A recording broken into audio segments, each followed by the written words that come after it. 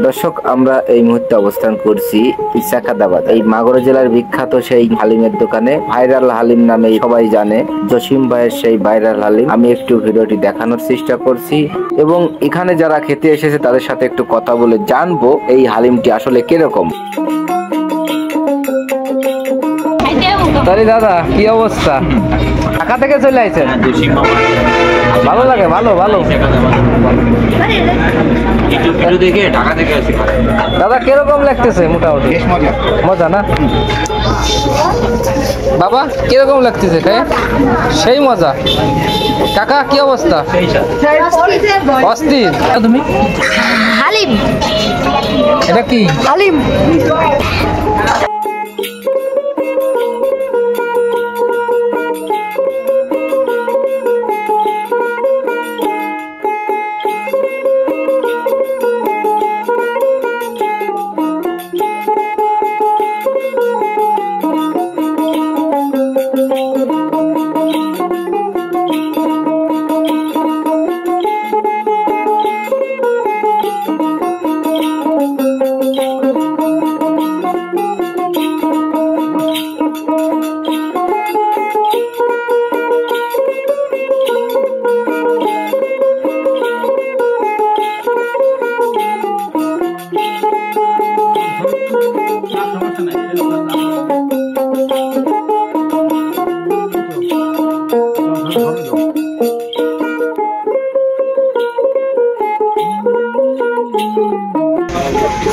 ভাই, প্রতিদিন কত মাংস ফুরোয় আপনার এখানে? 60-70 কেজি। আপনি কয়টা থেকে এটা চালু করেন? 5টা, 5:30 থেকে শুরু করে 5টা থেকে ধরো। সর্বোচ্চ কয়টা বন্ধু থাকেন বা থাকে কত পর্যন্ত? রাত 9টা। এরপর আর থাকে না, মাল থাকে না? ও, মাল শেষ হয়ে যায়। আপনি তো চাইলে বেশি করতে পারেন, কিন্তু করেন না কেন? ও আচ্ছা আচ্ছা। আপনার দোকানে কয়জন কর্মচারী? 5 জন না?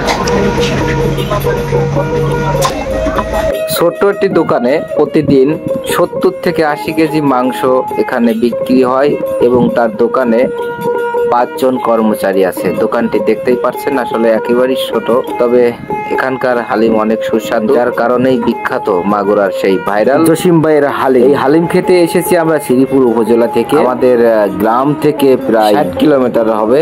তো এখন আমরা আবার গন্তব্য স্থানে ফিরে যাচ্ছি। জসিম ভাইয়ের হালিম অনেক ভালো লাগলো, অবশ্যই আবার আসবো। আর আপনারা যারা এখানে এসেছেন আমার কমেন্ট বক্সে জানিয়ে যাবেন। ধন্যবাদ, ভালো থাকবেন।